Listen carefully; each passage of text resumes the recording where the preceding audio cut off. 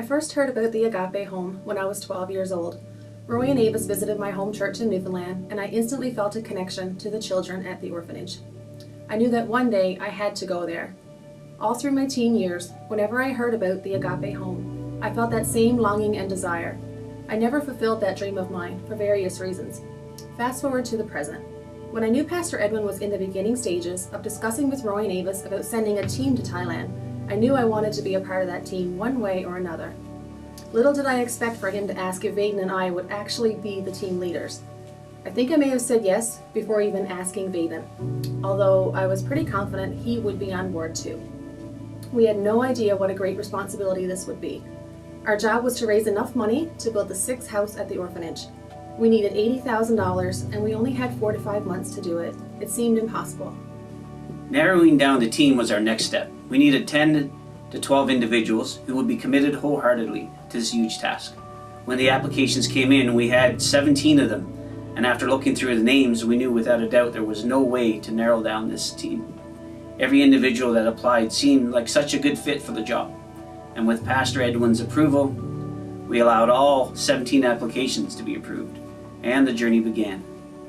From the very first team meeting, or the first fundraiser, to the very last, the level of commitment these team members showed was outstanding. Very rarely did we have an event that everyone didn't help out, or help organize, or show up. We began our brick campaign and set up our table in the foyer every Sunday.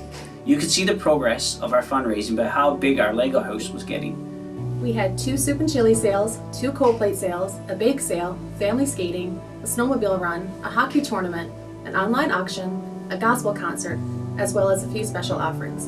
On March the 8th, the final $20,000 was sent to the AGAPE home, which completed our goal of $80,000. A typical day started off at 8 a.m. with team members' devotions. We arranged to have different team members share with the group, and we had a time of singing and worship as well.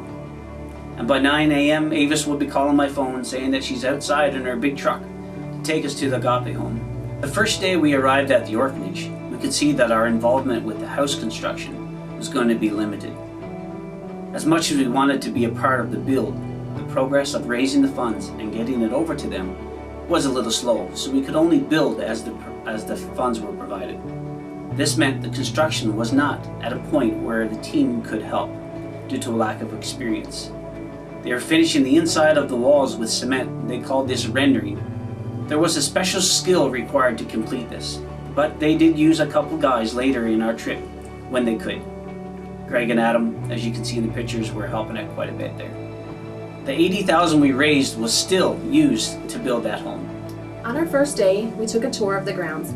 Avis would point out areas that were in desperate need of repair. The pool was one such area. The tiles had already been purchased. We were simply the installers. So for 5 days, we designated 6 to 8 team members to lay tiles around the pool.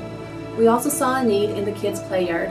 We took up a special offering at the gospel concert in February, which we said would be specifically used for the kids while we were there. So we had a few people designated to completely overhaul that area in 4 days. We bought new sports equipment, toys for the playrooms, and for the outdoor area. The little kids were so excited to see what we had done. During my conversation with Avis, I realized during the rainy season that the kids cannot use the fields as much for sports because it flooded and it was way too muddy. One sport they love is volleyball. So as a team, we decided to have a huge concrete pad poured for them just outside the main complex.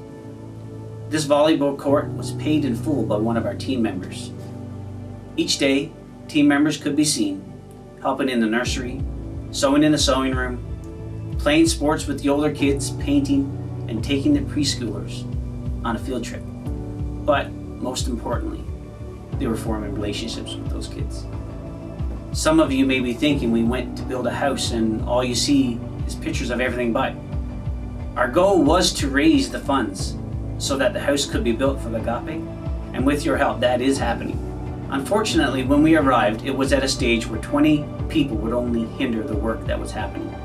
But we quickly realized that there were many other areas that we could impact dramatically, and I believed it was a mission accomplished.